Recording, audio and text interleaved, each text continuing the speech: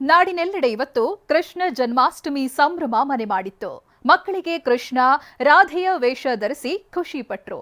ಅತ್ತ ಉಡುಪಿಯಲ್ಲಿ ಹುಲಿವೇಷ ಧರಿಸಿ ಕುಣಿದು ಕುಪ್ಪಳಿಸಿದ್ರು.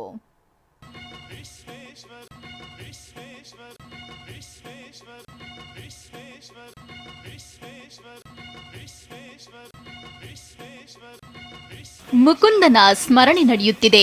ಗೋಪಿಲೋಲನ ಆರಾಧನೆ ಜೋರಾಗಿದೆ. ಪುಟಾಣಿಗಳು ಕೃಷ್ಣನ ವೇಷದಲ್ಲಿ ಕಂಗೊಳಿಸುತ್ತಿದ್ದಾರೆ. ಹುಲಿ ವೇಷಧಾರಿಗಳು ಕುಣಿದು ಕುಪ್ಪಳಿಸುತ್ತಿದ್ದಾರೆ. ದುಡ್ಡಿನ ಮಳೆಯೇ ಸುರಿಯುತ್ತಿದೆ.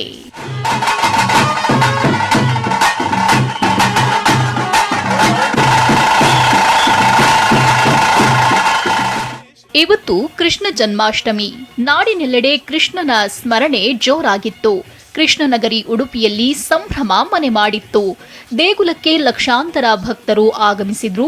ಜಗದೋದ್ಧಾರಕರನ್ನ ಕಣ್ತುಂಬಿಕೊಂಡ್ರು.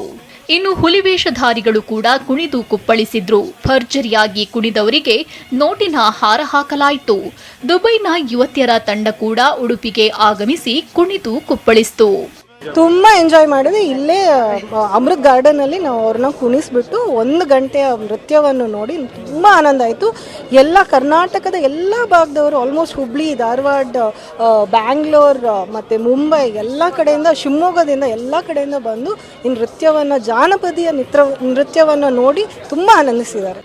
ಇನ್ನು ಶ್ರೀಮಠದಲ್ಲಿ ಕೃಷ್ಣನಿಗೆ ಪ್ರಿಯವಾದ ಲಡ್ಡು ಚಕ್ಕುಲಿ ತಯಾರಿಸಲಾಗಿದೆ. 108 ಬಗೆಯ ಲಡ್ಡುಗಳನ್ನು ತಯಾರಿಸಿದ್ದು, ನಾಳೆ ಕೃಷ್ಣನಿಗೆ ನೈವೇದ್ಯ ಅರ್ಪಿಸಿದ ಬಳಿಕ ಭಕ್ತರಿಗೆ ಲಡ್ಡು ವಿತರಿಸಲಾಗುತ್ತೆ. ಇನ್ನು ಶಿವಮೊಗ್ಗ, ಧಾರವಾಡ, ಕೋಲಾರದಲ್ಲಿ ಕೃಷ್ಣ ಜನ್ಮಾಷ್ಟಮಿ ಸಂಭ್ರಮ ಮನೆ ಮಾಡಿತ್ತು. ಶಾಲೆಗಳಿಗೆ ತಮ್ಮ ಮಕ್ಕಳನ್ನ ಕೃಷ್ಣ ರಾಧೆಯ ವೇಷ ತೊಡಿಸಿ ಪೋಷಕರು ಕರೆತಂದಿದ್ರು. ಕೆಲವೆಡೆ ಮೆರವಣಿಗೆಯೂ ನಡೆಯಿತು.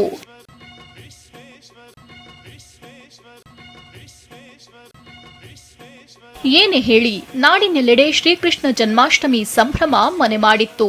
ಪುಟಾಣಿಗಳು ರಾಧೆ ಕೃಷ್ಣನ ವೇಷ ಧರಿಸಿ ಖುಷಿಪಟ್ರು. Bureau report, TV9.